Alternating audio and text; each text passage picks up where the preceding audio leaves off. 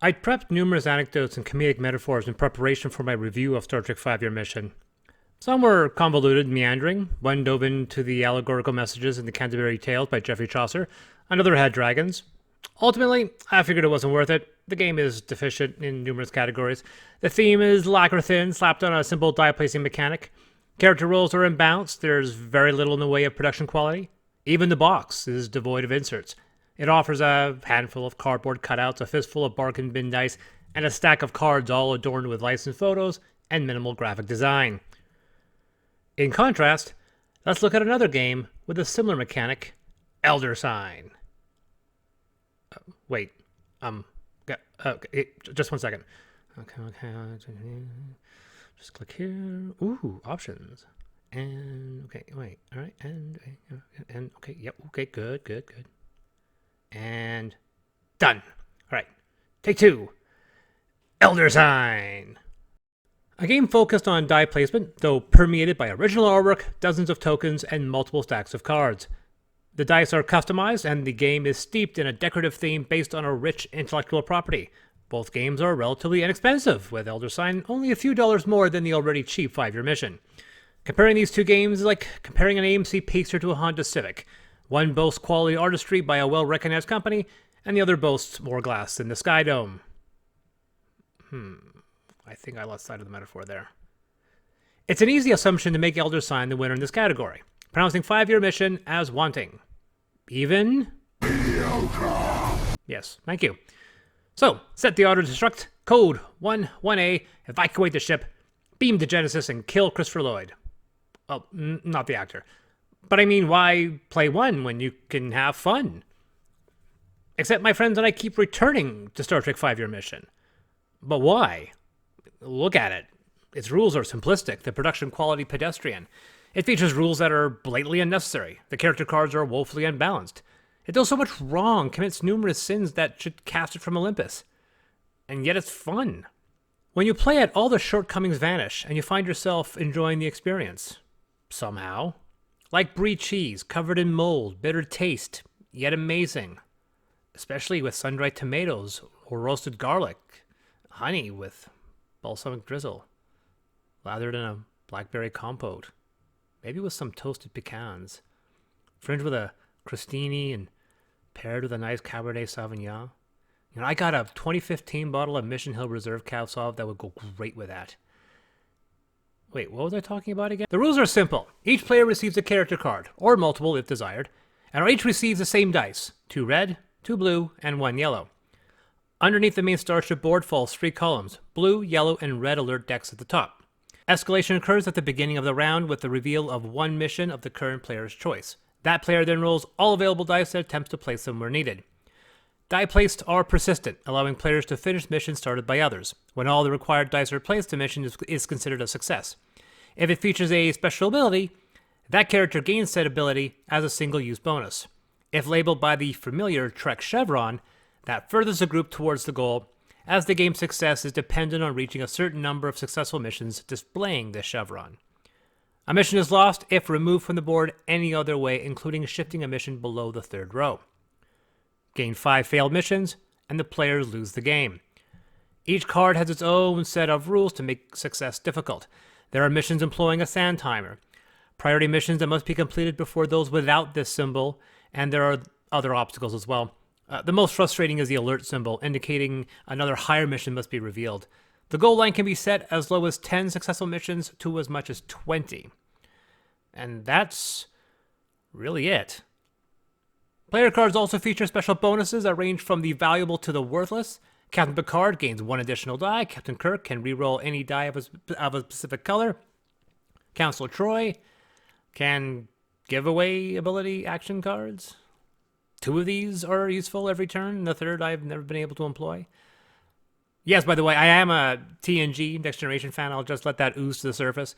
And you're also not mistaken, there is an additional card in my box. This 8th character is a promotional card. Helps to have friends. There's a good reason why this card is not included in the game, by the way. Pandemic, this is not. Star Trek 5-year mission is not frustrating. You won't pace the living room waiting for your turn. A full playthrough is relatively fast, and despite some complaints, I've never felt my time was wasted playing it. The game is also easy. Not uncomplicated, I mean easy. I've lost 5-year mission once with at least a dozen victories under my belt. On more than one occasion, I managed to reach to 25 completed cards with only a handful of red alerts remaining when losing, which brings up a point about how this game should be played. The strategy is relatively easy to figure out. Fight your urges to draw blue alert cards and instead draw yellow or red if you can. Red won't escalate, and your victory is dependent on clearing at least a few of them. Second, if you reveal a prime directive card, don't worry if you can't succeed at it. It may hurt your chances of winning if you ignore other cards in your efforts of preventing this one from failing. The game offers some strong concepts, which may appear obvious, but as stated at the beginning, are shockingly absent from other cooperative games, namely the fact of persistent dice. Players being able to succeed at missions others start, the definition of cooperation. Compare that with Elder Sign, which lacks this element. So with that, let's move on to my new segment, Homebrew Corner. The only real identifiable issue mentioned on social media is the tendency to roll dice and the results having no place on the board, effectively wasting your turn. Regardless how easy the game is, it can still be frustrating if a player turn is wasted because of a die roll. Another observation regards the setting of the difficulty. 1. Difficulty. It is intended you prepare your journey by establishing a difficulty at the start, even though it does not affect the actual play of the game. So why establish it at the beginning at all? Why not play the game and ascertain your success at the end? If you reach Lieutenant, just push on to Lieutenant Commander. There's another alteration to difficulty, which I'll speak about at the end. 2. Character abilities. I would suggest Deanna Troi be allowed to use ability cards twice before discarding, in addition to the ability she already has. Additionally, recalling an ability card has its cost reduced by 1. What was that? Was that? I know. I'll explain that in just a minute. 3. Reroll. Elder Sign's biggest issue with me is the relative lack of cooperation. There's very little players can do to help other players, and the game's difficulty is based on occasional player turns being wasted. If one were to allow persistent dice, it would fix the issue, but also make the game incredibly easy. I'm not here to address that, but it would be an interesting experiment to port some Elder Sign rules over to 5-year mission. In Elder Sign, succeed or fail, you can reroll unused dice. If you cannot place at least one on the board, one must be discarded. For 5-year mission, my variation involves rolling dice, setting aside those you want to use in your action box. If you want to reroll the others, set one aside, roll it. On a 1, 2, or 3, it's returned to the supply. On a 4, 5, and 6, it's placed in your wound box. Yes, I borrowed that from Subterra. Another suggestion involves the missions that neither count for points or offer additional abilities. As they accumulate, players can expend them, returning them to the box and out of the game. This borrows a mechanic similar to one of the expansions in Onirim. To implement this, be sure to separate your Chevron cards with used ability cards with those cards with neither. Any player on his or her turn can discard one successful mission from the pile, returning it to the box, to reroll any desired dice on your turn without risk or sacrifice.